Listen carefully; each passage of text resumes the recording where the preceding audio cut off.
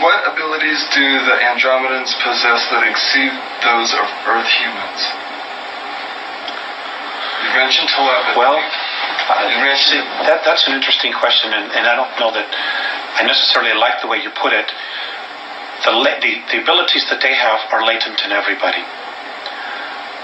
They just haven't lived in a society that has been screwed with like we have been here.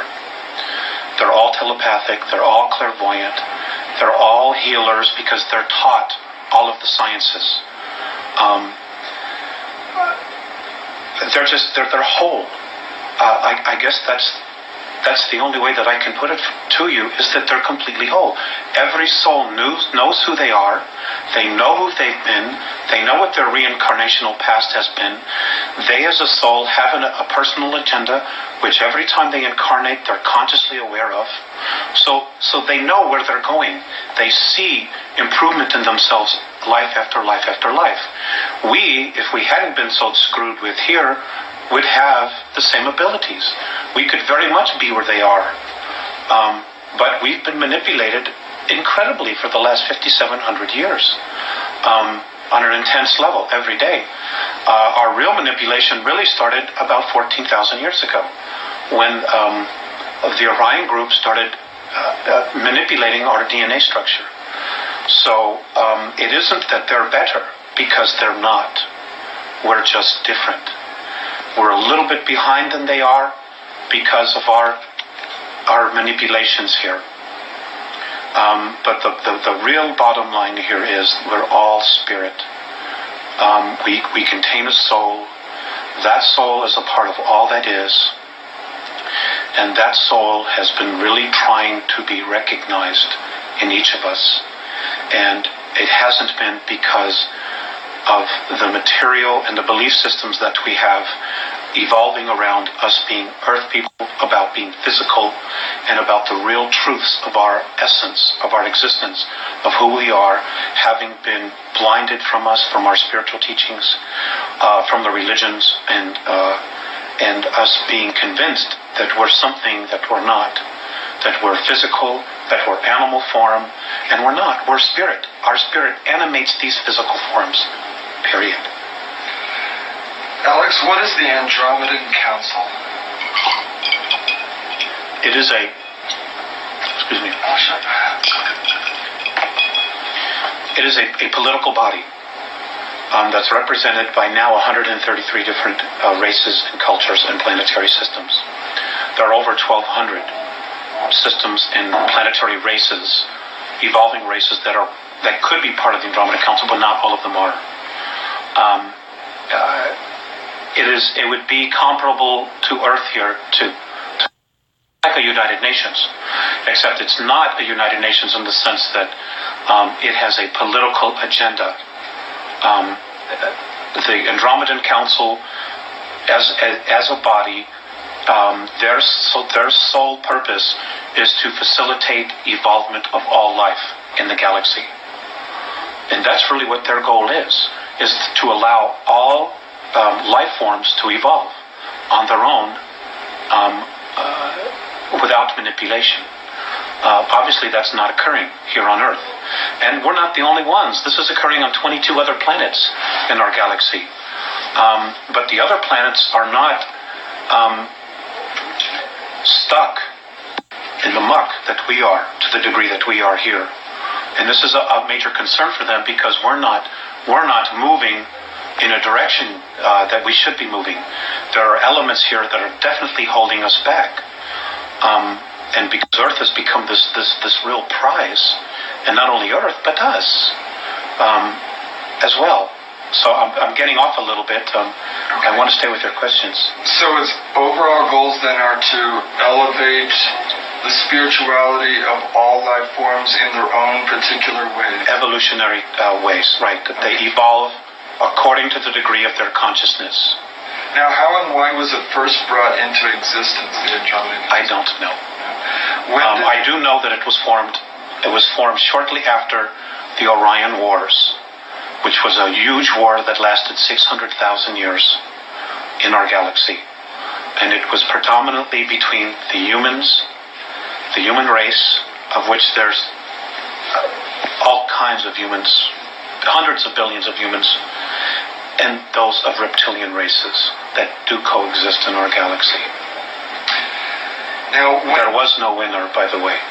Apparently, both sides got so tired of killing each other, they just kind of stopped, and a undeclared truce was formed. And I know in Orion, where there's a very large group, they have their own political group called the Orion Group, and the humans and other life forms that came together formed the Andromedan Council.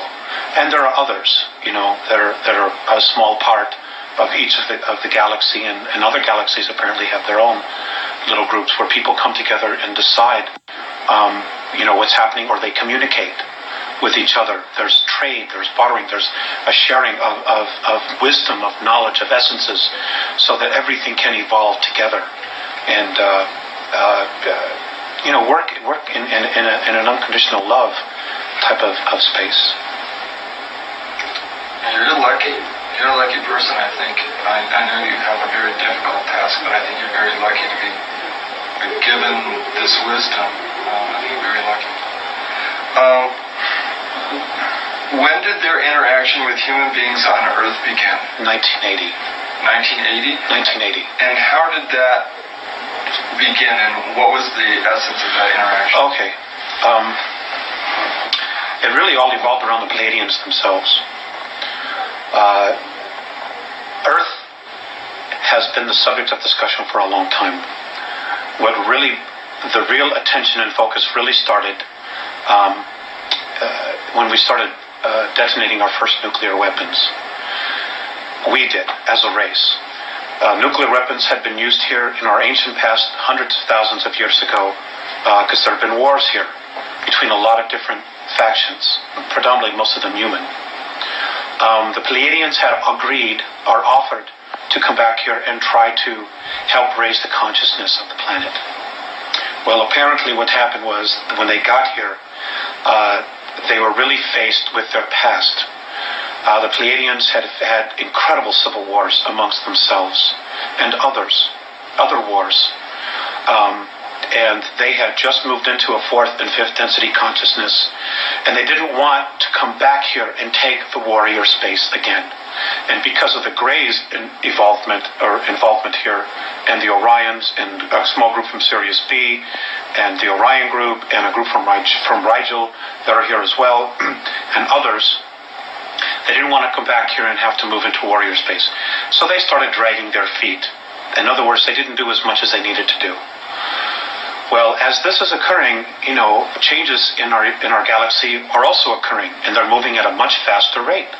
So the Andromedans finally said, what is happening? What have you accomplished? And the Pleiadians basically said, we're having our own conflicts dealing with this, because the Pleiadians themselves have a tremendous amount of karma with our solar system, with Mars and Earth. They simply just weren't as motivated as they should be or could have been to start making the changes here. They also had made some communications with the Earth governments that didn't go very well at all. So basically, they said, well, we don't know what to do. So the Andromedans themselves said, okay, well, we'll do it. We'll take this, because it is important for the whole. We'll make an effort. Now, the Andromedans were probably the better choice, because they don't have any karmic ties to us.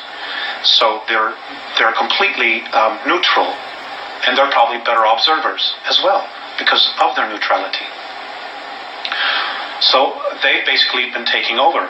And what they did was they got involved in 1980. They're working with the Pleiadians, with the Syrians.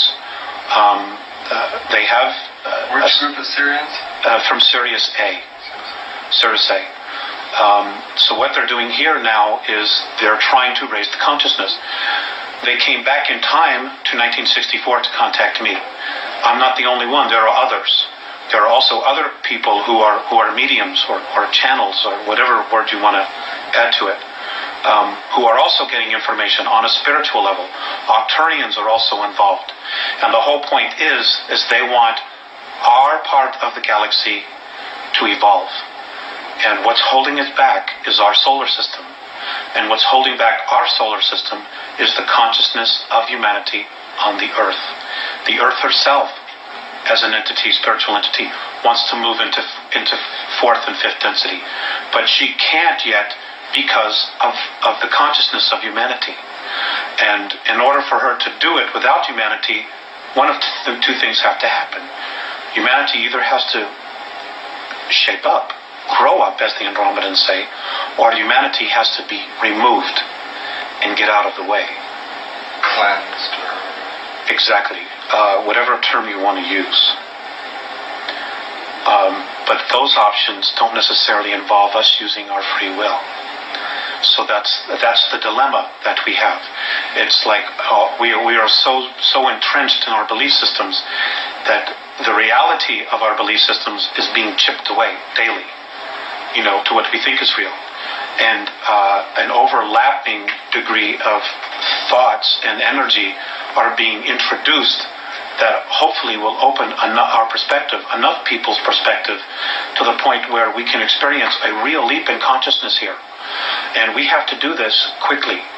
We have to do this by 2001 in order to really... particular month? Between July and August. And what's happening? That's the probability. What's happening July, August 2001? Well, basically nothing, but, we're creating our future. Much of our future, that our belief systems, is being focused on the book of Revelations, on other prophetic disasters that are to occur. So you're talking about self-fulfilling prophecy? Right. We're literally going to create it. We're literally going to create our own demise.